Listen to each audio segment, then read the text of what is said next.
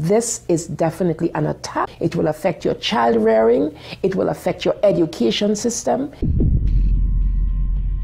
This is instructions for the teacher in the classroom to ask her or his students, how do people express their sexual feelings? What is abstinence? And here are some answers. Oral sex, masturbation, anal sex, massage, holding hands, touching each other's genitals, saying, I like you. And what they're doing is equating all these things. Saying, I like you is equal to anal sex. It is pornography. Men, especially on the house floor, did not want to look at. We couldn't show this on the television news, but yet we want our 4th grade children to be looking at this book. In the name of sexuality education, children are seeing obscene materials that have been ruled by Congress and by the Supreme Court impossible to show to children.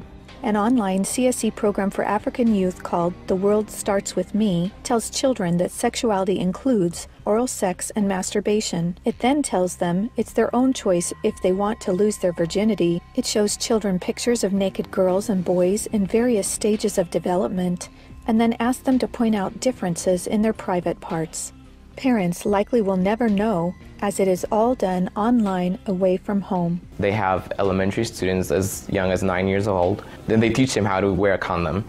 And they have this plastic genitalia, and they even have young girls. They're teaching them how to put a condom on a male genitalia and boys how to put a condom on a woman's genitalia without the knowledge and consent of the parents. They're giving them handouts, negotiating sexual encounters with other students. For example, there are statements like this: can I take your shirt off? It makes me hot when you touch me here. Is it okay if I take my pants off? Where we in Latin America, we still have a lot of poverty. We have communities that don't have fresh water, that don't have electricity. Focus is completely shifted from basic needs. They get comprehensive sexual education without the consent of parents, taking and deconstructing the family. My brother Luigi and I had an opportunity to go to the United Nations and give a speech on the UN floor. I told them how Planned Parenthood was passing out a booklet for HIV positive youth at the United Nations called Healthy, Happy, and Hot. This is for the kids who have AIDS. It teaches about sexual pleasure through masturbation, with same-sex partners, and even if you are drunk. This pamphlet called Healthy, Happy, and Hot tells young people that you have the right not to disclose your HIV status to a sexual partner if you're not comfortable. It also tells young people that are HIV positive that if they decide with their partner not to wear a condom, that's their decision. The World Health Organization standards for sexuality education in Europe actually suggest that children ages 0 to 4 should be given information about masturbation and given the right to explore their gender identity. For ages 4 to 6, children should be taught about same-sex relationships and respect for different norms regarding sexuality. The interests of organizations like UNFPA and IPPF is to get parents out of the picture and to radicalize and sexualize children. UNFPA has tried to convince my country to change our positions on issues such as reproductive rights and comprehensive sexuality education. Madam Chair, does the UNFPA think it can do this because Nauru is the smallest member state of the United Nations? The Nigerian government was actually told by the Western countries that if they do not give in, that they will be denied foreign aid.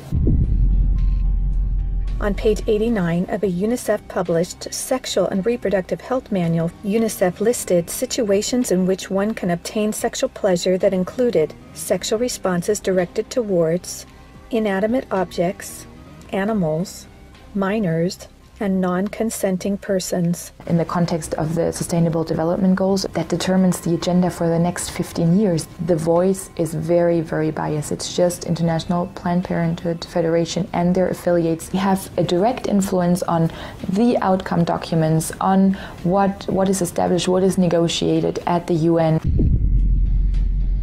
Some of the objectives of the UNESCO Sexuality Education Guidelines include teaching children at age 9 about sexual stimulation and the definition and function of orgasm, and at age 15, that both men and women can receive sexual pleasure with a partner of the same or opposite sex. The It's All One curriculum also promoted by International Planned Parenthood, reveals the multiple manipulative tactics used to indoctrinate and sexualize children through CSE. Like other CSE programs, It's All One claims, among other things, to be evidence-based, comprehensive, human rights, gender-sensitive, and culturally appropriate education that will increase young people's responsible decision-making, to reduce adolescent rates of pregnancy and sexually transmitted infections, including HIV. It's All One, however, like most CSE programs, is really just cleverly disguised abortion rights, sexual pleasure education, masquerading as human rights, gender, and sexual and reproductive health education. It aggressively promotes abortion. With over 112 references to abortion, It's All One has an obsessive focus on sexual pleasure, mentioning sexual pleasure 62 times. It promotes multiple sex acts and instructs children on how to stimulate themselves or their partner to orgasm. To explore their readiness, children fill out a worksheet that infers children are ready to have sex when you are feeling sexually attracted to the other person, and when you're feeling comfortable about telling the other person what feels good sexually. It teaches that human rights encompass sexual rights, including alleged rights to all persons to sexual expression and the right to seek sexual pleasure. Hooking children on sex is a multi-billion-dollar business for Planned Parenthood and other similar organizations. This is because children, or prospects, once sexualized, become Planned Parenthood customers dependent upon their services. Comprehensive sexuality education programs are disguised under many names.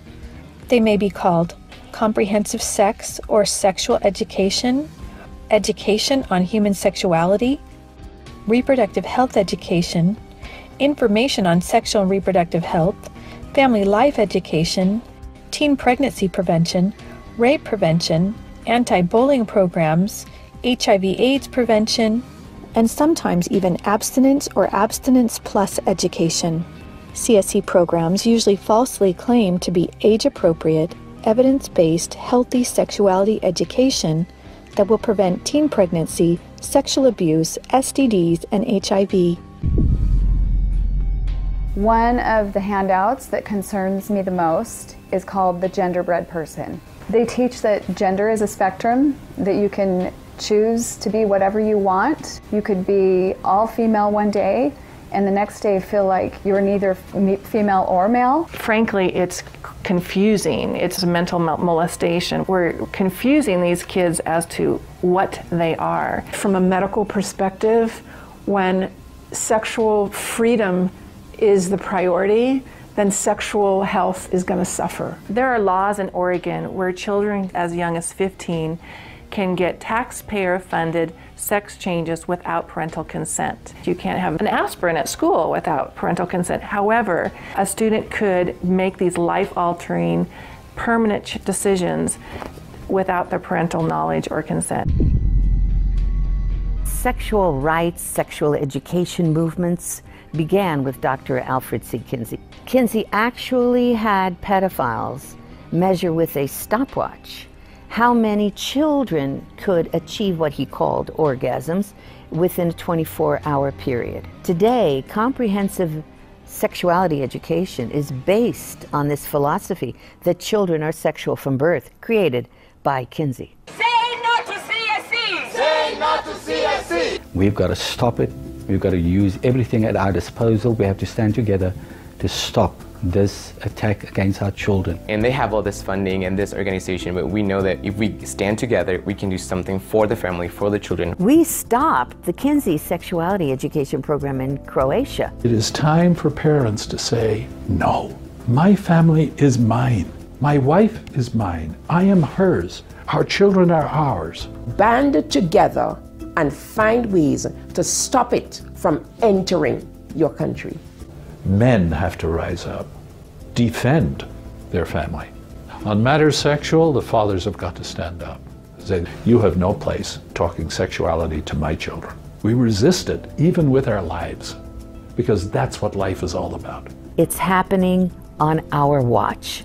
If we don't do something about it, it is all of us that carry that guilt. To learn more and to sign the petition to stop comprehensive sexuality education, go to stopcse.org. Together, we can and will protect the world's children.